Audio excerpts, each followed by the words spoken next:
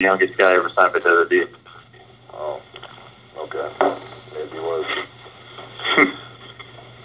I don't know. I doubt his claims, but now when you first got into WWE, did they send you down to OVW to train? First it was Heartland Wrestling Association. I was in Cincinnati for like 3 weeks. Then I had to come back home to Canada for visa, get my visa issues taken care of, to get a proper work permit or whatever. And during the time I came back, they actually shut down HWA for whatever reason, and then they sent me to OVW. So yeah, OVW is where I did most of my, but I wasn't there very long either. I was only there like 6 months before I got called up to do the La Resistance thing. You know. And when they debuted La Resistance, I mean, there was a huge amount of heel heat. You guys were definitely hated. Did you enjoy that gimmick, like how it was proposed to? Did you enjoy that you're going to be this great heel from basically these French Canadian heels? Well, we were supposed to be from France, but answer me this question: who had more heat than us on the whole roster at that time? Nobody. Nobody did. Okay. As soon as our music hits, and it was real heat. It wasn't like, okay, we don't like noise. It's like we want to see these guys get their asses kicked. You know what I mean? So yeah, if you're a heel, that's the kind of heat you want, right? Yeah, I gotta say, I was actually there was a Monday Night Raw that I'll honestly never forget it. It was after, I believe, WrestleMania 20. You might have been out of La Resistance at this point, but just from the heat point of view, it was a segment with Steve Austin. I've never seen a crowd just so just the booing was so, I guess you could say, vicious, and it was just constant. And you were just, like I said, such a magnet. But it was definitely something worth checking out every week. Was that what you thought right off the bat was going to happen? Is that you guys are just going to have insane heat like that? Well, I knew there was, it was a big thing in the news, and Americans are very patriotic people, especially up in the Northeast. Well, anywhere in the U.S., to be honest with you. But yeah, and then with the looks that me and Sylvain had, we looked like two underwear models or whatever. Yeah, it was instant heat, and we got the gimmick over, So, yeah, and then when I went on singles, they put me with John Cena, and we all know how he's done for the past decade. There was no John Cena sucks chance, was there? No, it was clear cut that they loved him and they hated me. So. Yeah, definite heat magnet, and he definitely, obviously moved on to other things, but you guys did have a U.S. title feud, and that was probably the last time that he wasn't booed, or, you didn't hear the John Cena sucks chant. But what was it like feuding with John Cena at that point? Did you see that they were, giving him the ball, so to speak, and they were going to make him the top dog? Oh, you could see it. It was obvious. I know they had plans for me as well, but because I was so young. Because when I started feuding with him, I was 20 years old, maybe 21, and he's about 7 or 8 years older than me. So, plus he's American, It's just, you have to understand that 95% of their business, WWE, as far as TV and pay-per-view, is done in the United States. And Americans want to get behind an American. When was the last time you've seen the face of a company being Canadian? Wasn't since Bret Hart, right? Mm-hmm. So, and I doubt, that you'll ever see another Canadian. And I'm not trying to bash the Americans or be pro-Canadian, but it's just the way it is. It's a business thing, right? So, yeah. So, with John Cena, though, what did you think of him? Did you think that he was a good wrestler, a good worker, or do you think it was just, prototypical Vince guy where he just, he has a look and the appeal and the muscle? It's more than just in the ring. It's how do you conduct yourself outside the ring? Can they trust you? Are you good dealing with media? Are you well spoken? If you have a positive attitude, those are all things that a lot of people don't take into account because it's a multi-million, if not billion-dollar company, and and when Vince McMahon enjoys something or likes something or somebody, he rolls with it, as you can tell. You know, with Cena or Undertaker or Shawn Michaels or, you know, whatever. If he likes you and you're good for business, he's going to stick with it. You know? So. And what were your overall impressions of Vince McMahon when you worked there? Did you interact with him a lot? Did you get along with him?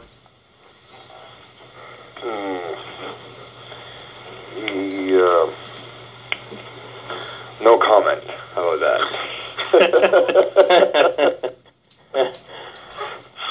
All right, I'll leave that one on no comment.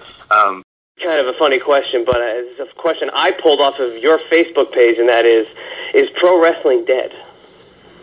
Is pro wrestling dead? Well, as controversial as Jim Cornette is, a lot of people agree with him, and a lot of people don't agree with him. I agree with him on some things. You know, the fact that he bashes Canadians and French Canadians, well, I can understand, because a lot of Americans don't like French Canadians. A lot of Canadians don't like French Canadians. Hell, I'm half French Canadian, and I don't understand myself sometimes. So, is pro wrestling dead? That's wow. Does anybody believe pro wrestling is real? You'd be surprised by how many people ask me, is that real? Still to this day. Because the general public, as Al Snow would call them, I love this line, Mr. and Mrs. Walmart. Okay? That's like, that's like the general public. They ain't listening to this fucking podcast that we're doing right now. You know? Who's listening to this podcast? The diehard internet wrestling community is listening to this podcast right now. Okay? And they don't give a shit. They know it's a work. They know how to call finishes, but they don't care. They love it. You know what I mean? And most people, they want to go see an attraction. Okay? They want to go see the freak sheiks and geeks. You know, they want to get out of the house and be entertained. We all know wrestling isn't real. Not wrestling, but movies. But when you see a preview for a good movie, holy shit, that looks good, let's go see that. Why? Because you want to be entertained. Same thing with WWF when they do their, which they have the best of. They have the best of everything, but the production for like their pay-per-views or whatever, you know what I mean? If it's marketed right, and wow, I want to see this. I want to see this build up. I want to see this fight. You know what I mean? And they're the best at it. So it's definitely in a downward spiral because there's an oversaturation. I'm talking about the indie scene. Okay, because any motherfucker can go to High Spots and buy a ring. All right? Anybody can call up a venue and rent a building. And anybody can print out posters saying there's wrestling. And then they show up with a bunch of fat guys with buggy whip arms that don't know wrist lock from a wrist watch. And what happens? It kills it. You understand? Mm-hmm. If I was the only promotion running right now, because I run shows in the Maritimes, okay, I'd be making six figures. I guarantee you. Guarantee you I would be. Unfortunately, there's so many smaller promotions that run this town, that it cuts the market, and some of them put on good shows. Some of them do put on good shows, but some of them put on horrible shows. It's like my dad always told me, the general public are only going to go watch wrestling once, and if it's a shit show, you won't get them back for a long, long time, if ever. You understand? Oh, yeah. So, sometimes some of those WWE shows, like the TV tapings, I'm just like, how in the fuck do they come back here and draw? Because, I mean, you have a dark match, and then it lasts 4 or 5 hours, and then it's just like the commercial breaks, and this and that, but to me, it's like, how the hell can you kill wrestling? You know, you can't. You know what I mean? It might go down for a bit, but eventually comes back up. You know? But I have to agree with Jim Cornette on this. UFC is probably the best pro wrestling promotion in the world right now. You know what I mean? Did you guys watch that? Did you guys watch that Bellator fight with Dana 5000 and fucking Kimbo Slice? Oh yeah. It was so bad, it was good. It was fucking bad. It was so bad. I can't wait for the next one. I would pay to see that fucking thing. It was so bad. To me, it was like, wow, this is like entertaining. Maybe it's just me. Yeah, I'm right there with you. Very entertaining. Yeah, it's the legends. Legends will always draw. People want to see. People remember legends. Okay. You think if Macho Man was still alive and he would show up on Raw, that fucking people now listed for the next 30-day house shows, Macho Man, the place wouldn't be fucking near sold out, or definitely the attendance would be up to see him. Oh, absolutely. Right? You know? So, but eventually, you know, if you're on TV too much, it's like, okay, you're dead because we just don't want to see you again. And a lot of those guys, that's what it is. It's like, we've seen you too much. You know, in my opinion, Cena should have had the break that he's having now, okay? First of all, it should last at least a year, at least. But that should have been done 5 years ago. Yeah. Exactly. Yeah, no, you're totally right. Yeah, Cena's the type of guy. I remember my last day there, it was, where the fuck were we? Corpus Christi, Texas?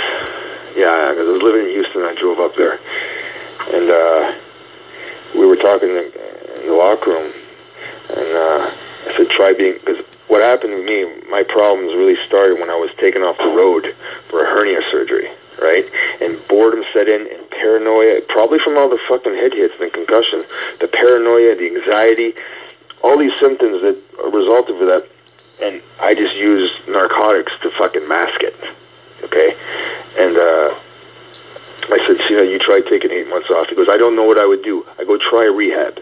I guarantee if he would have been in that position that I was in, he would have been in a fucking rehab too. Because I know the type of, he's an OCD, obsessive-compulsive workhorse just like I was. You know, and I still am. I mean, I'm still in the gym twice a day. I'm still on my computer fucking working consistently, projects I'm doing. You know? So, as much as he's overexposed and much as people hate on him, you can't really hate on him because my experiences with him, he was a pro.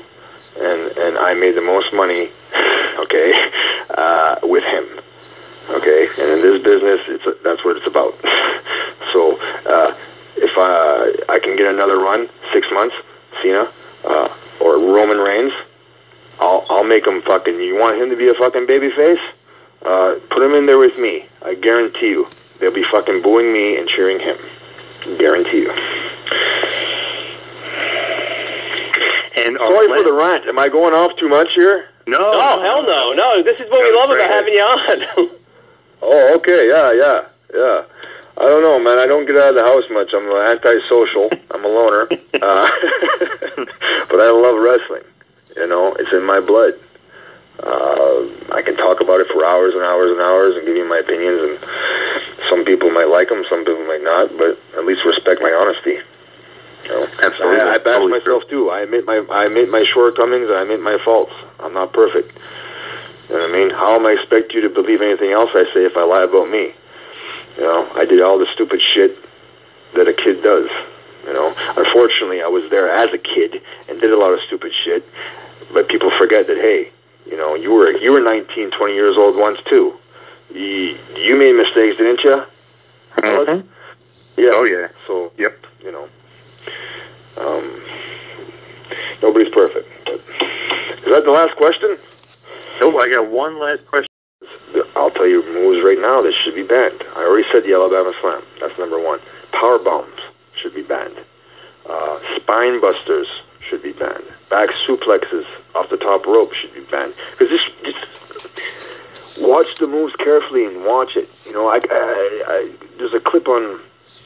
I watch a lot of clips now, and there was a match between Benoit and Eddie from WCW, and he gave him this fucking powerbomb, and you can tell his head just bounces right off the mat. Right there, you can tell it's instant concussion. Instant concussion, you know. A lot of these, I've been knocked out of all those moves, you know, and not necessarily knocked out cold, but, you know, you hit your head, you go black, everything gets fuzzy for a little while, then you come to. And every wrestler who, I'm sure they've experienced it at least a few times in their career. They know exactly what I'm talking about. You know, so like my dad always told me, you know, when I wrestled back in my day, kids, holds and counter holds, and it worked. They drew money with it. You know, holes and counter holes. What's the UFC do now? They do holes and counter holes, and they're selling out arenas everywhere because it's presented as real. You guys think Pride and K1 was all a legit shoot? Probably you guys not. think that? I'm asking you a question. No, probably not. No. Some of it definitely not. It was all. A lot of it was a work. Okay, so whatever. I do remember. Fucking exposed. I do remember Takada against Mark Coleman. That was definitely a bit of a work. I don't know if you've seen that fight before. Oh yeah. When we were in where the hell was that? Bulgaria? Yeah, Bulgaria. They brought in 2 giant K1 fighters, and we're supposed to do a little thing. You know, you're gonna give me. And I was scared. I was like, "Fuck, man, is this guy gonna bust my nose up for real?" He's like, "No, don't worry, I'm K1." Basically telling me that it's all a work. Yeah. Bam Bam did a shoot over there with Chemo. And it's on one of his shoot interviews, he admits that it was all a work. It's all about money. Think boxing's legitimate? Give me a fucking break. Come on. Yeah. Next question. That's true. Yes. Yeah. Next question. How many concussions have you had in your career total? I can't count. Too many. Now, this one is from Jason Stout, our buddy over at Top Rope Press. He wants to know, have you ever been asked by the WWE to return?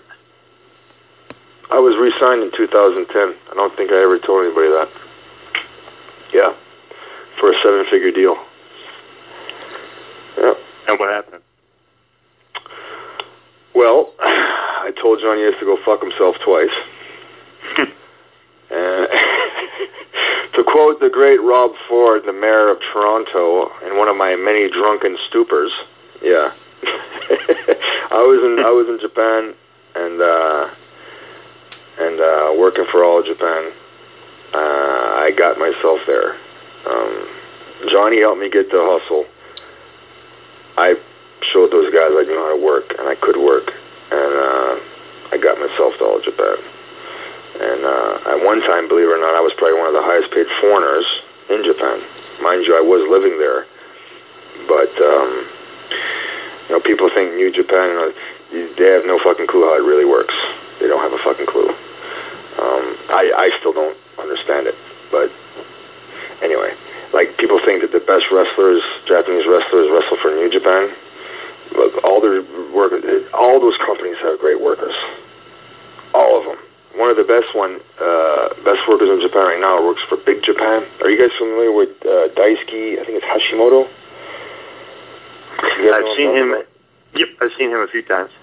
Yeah, he's like the Japanese version of Big E Langston. Okay, except this motherfucker dives off the top rope like a fucking cruiserweight. And he's built like Big E. Unbelievable. He's probably one of the best workers in Japan right now. But yeah, I was re-signed. Part of the negotiations or whatever was I had to go to rehab, which I needed. I was completely messed up.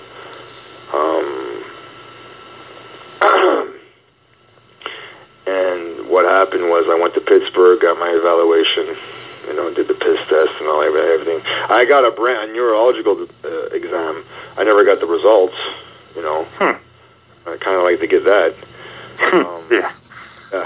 Yeah. But then when it came to get my work permit or whatever, I had gotten a drug charge, misdemeanor drug charge back in 2006. And because of that, that might have hindered the work permit, because I'm Canadian, right? So work permit, they never really told me why. But then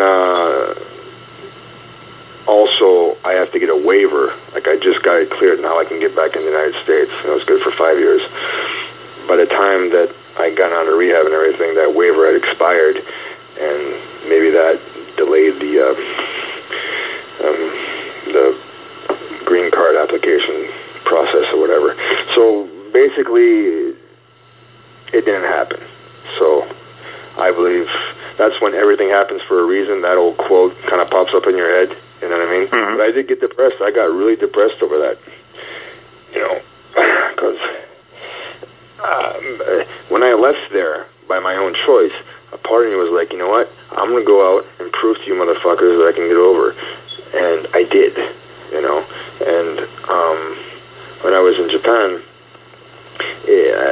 I almost had a vendetta because sometimes Johnny Ace would look at me like, who the fuck are you? You know, what are you?